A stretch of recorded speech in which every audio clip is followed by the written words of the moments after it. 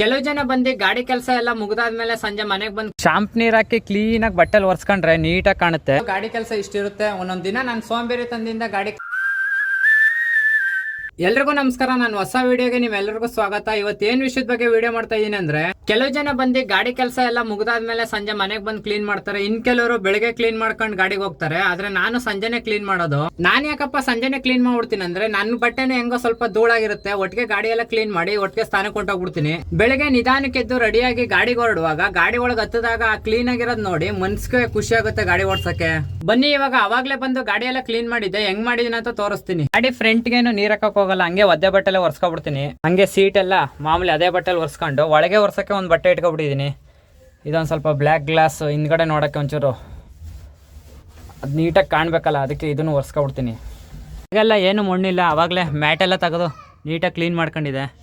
ಫ್ರಂಟಿಗೆ ಮಾತ್ರ ಸ್ವಲ್ಪ ನೀರು ಹಾಕಿ ಶಾಂಪ್ ನೀರು ಹಾಕಿ ಕ್ಲೀನಾಗಿ ಬಟ್ಟೆಲಿ ಒರೆಸ್ಕೊಂಡ್ರೆ ನೀಟಾಗಿ ಕಾಣುತ್ತೆ. ಈಗ ಫ್ರಂಟೆಲ್ಲ ಒರೆಸಿ ಟೈರ್ ತೊಳೆಯೋಕೆ ಹೋಗ್ಬೇಕು. ಕೊನೆಗೆ ತೊಳೆಯೋದು ಟೈರ್ನ ಫಸ್ಟು ಎಲ್ಲ ಟೈರ್ಗೂ ಒಂದೊಂದು ಜಗ್ ನೀರು ಹಾಕ್ಬಿಟ್ಟು, ಯಾಕೆಂದರೆ ಮಣ್ಣಿರ್ತದೆ ಅದು ಉಂಟಾಗ ಬೇಗ ಹೋಯ್ತದೆ ಅಂತ 10 ನಿಮಿಷ ಬಿಟ್ಟು ಆಮೇಲೆ ಟೈರ್ ತೊಳೆಯೋಕೆ ಶುರು ಆಯ್ತೀನಿ. ನಮ್ಮ ಅಪ್ಪನೂ ಅವ್ನು ಸೈಕಲ್ ಎತ್ಕೊ ಬಂದವನೇ, ಅವ್ನು ಸೈಕಲ್ ತೊಳ್ಕೊಡ್ಬೇಕಂತೆ. ಈ ವಿಷಯ ಯಾರಿಗೂ ಹೇಳ್ಬೇಡ ಅಂತ ಕನಕಾನಂತ ಅವಳಿಂದ ಮಾತು ತಗೊಂಡಿದ್ದ ಕಣಮ್ಮ. ಗಾಡಿ ಹಿಂದ್ಗಡೆ ತೊಟ್ಟಿನ ಲಾಸ್ಟ್ ಪಾಡ್ಗೆ ಹೋದಾಗಲೇ ಅದೇ ಸೈಟಲ್ಲಿ ಕ್ಲೀನ್ ಮಾಡ್ಕೊಬಿಡ್ತೀನಿ. ಈ ಟೈರ್ ತೊಳೆದ್ರೆ ಗಾಡಿ ಎಲ್ಲ ಕ್ಲೀನಾಗಿ ಕಾಣ್ತದೆ. ಗ್ಲಾಸು ಕ್ಲೀನಾಗಿ ಒಣಗಿದ್ಮೇಲೆ ಪೇಪರ್ಲ್ಲಿ ಒಂದ್ಸತಿ ಒರೆಸ್ಕೊಬಿಡ್ತೀನಿ. ಇದು ಪೇಪರಲ್ಲ ಲೆಕ್ಕ, ಸೈಡ್ಗೆ ಐಟಮ್ ಹಾಕಿರ್ತೀನಲ್ಲ ಅದ್ರ ಬಿಲ್ಲು, ವೇಸ್ಟ್ ಬಿಲ್ಲು, ಅದಕ್ಕೋಸ್ಕರ ಒರೆಸೋದಷ್ಟೇ.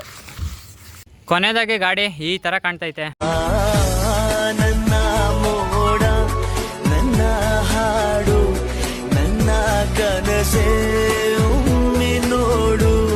ಸಂಜೆ ಮೇಲೆ ಮನೆಗೆ ಬಂದು ಗಾಡಿ ಕೆಲಸ ಇಷ್ಟಿರುತ್ತೆ. ಒಂದೊಂದು ದಿನ ನಾನು ಸೋಂಬೇರಿ ತಂದಿಂದ ಗಾಡಿ ಕ್ಲೀನ್ ಮಾಡೋಕ್ಕಾಗಲ್ಲ ಅಷ್ಟೇ.